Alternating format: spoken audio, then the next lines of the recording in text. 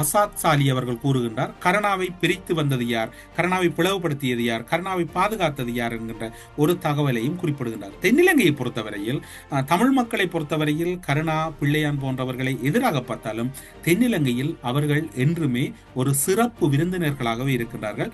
அது இதற்கு சிறந்த சாட்சியாக இருக்கின்றது. இப்போது அசாத் சாலி என்ன கூறுகிறார் என்று பார்க்கலாம். தேசிய ஐக்கிய முன்னணியின் தலைவரும் முன்னாள் மத்திய மாகாண சபை உறுப்பினருமான அசாத் சாலி கருணா பற்றி குறிப்பிடும் பொழுது, முன்னாள் ஜனாதிபதி மஹிந்த ராஜபக்ஷ கருணாவை வைத்தே விடுதலை புலிகள் அமைப்பை தோற்கடித்ததாக குறிப்பிட்டுள்ளார்.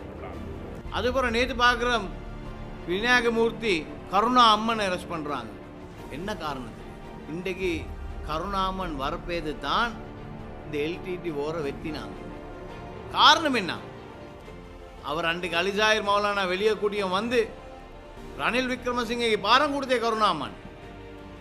அங்கேருந்து வந்த எல்டிடி பிளவு தான் ரணில் விக்ரமசிங்க தலைவர் அவர்கள், பிரதம மந்திரி அவர்கள் 1-2 ஆகிறதுல வாசி. அவர் எல்டிடியை 2 ஆக்கினார் கருணாமனோட. அதில் வந்த வேலை தான் இது. அதால் தான் மஹிந்த ராஜபக்சக்கு இந்த லீடர்ஷிப் பேத்து அவர் ஜனாதிபதி ஆகினத்தோட கருணாமனை வச்சுத்தான் அவர் எல்டிடியை தோக்கடிச்சார். ஆனால் இன்று கருணாமன் ரிமாண்ட். இந்த குற்றச்சாட்டுகள் ஏன் தொடர்ச்சியாக பேசப்படுகின்றது? எல்லோருக்கும் தெரிந்தது தானே என்று நீங்கள் கூறலாம், அல்லது நீங்கள் நினைக்கலாம். அவ்வாறு இல்லை.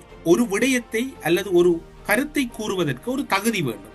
கருணாவை நம்பி சென்ற அல்லது கருணாவோடு இணைத்து பேசப்பட்ட நிலாவினியை உட்பட்ட 4 பெண் போராளிகளை காப்பாற்ற முடியாத கருணா கிழக்கு மாகாணத்தில் எப்படி மக்களை காப்பாற்ற முடியும்? அது ஒரு புறம் இருக்க, இதனோடு ஒரு சம்பவம் நெருக்கமாக இருக்கின்றது. இது குற்றச்சாட்டல்ல, வெளிப்படையாக தெரிந்த ஒரு தகவலை கூறுகின்றோம். தமிழ் மக்கள் ஒரு பலத்தோடு இருந்த போது தமிழ் மக்களை பலவீனப்படுத்தி கருணாவை 2ஆக உடைத்து தென்னிலங்கைக்கு பாதுகாப்பு அழைத்து சென்றது அன்றைய கால பகுதியின் ஐக்கிய தேசிய கட்சியினுடைய நாடாளுமன்ற உறுப்பினராகவும் முக்கிய பிரமுகராகவும் இருந்த அலிசாயிர் மௌலானா அவர்கள் ராணுவ பாதுகாப்போடு அழைத்து செல்கின்றார்.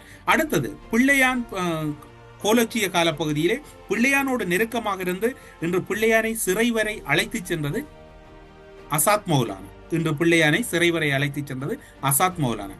இப்போது இலங்கை தமிழரசு கட்சி கிழக்கு மாகாணத்தில் முஸ்லிம் தலைமைகளோடு தேர்நிலவில் இருக்கின்றது.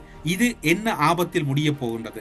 கருணாவை பிளவுபடுத்தியதில் ஒரு முஸ்லிம் அரசியல் தலைவர் முக்கியம் பெறுகின்றார். பிள்ளையானோடு நெருக்கமாக இருந்து பிள்ளையானினுடைய இன்றைய செயற்பாடுகளை வெளியிலே காட்டி கொடுத்து தமிழ் மக்கள் யாரும் பிள்ளையானோடு நெருங்க விடாமல் தடுத்ததில் ஒரு முஸ்லிம் அரசியல் பிரமுகர் தொடர்பட்டிருக்கின்றார், அசாத் மௌலானா.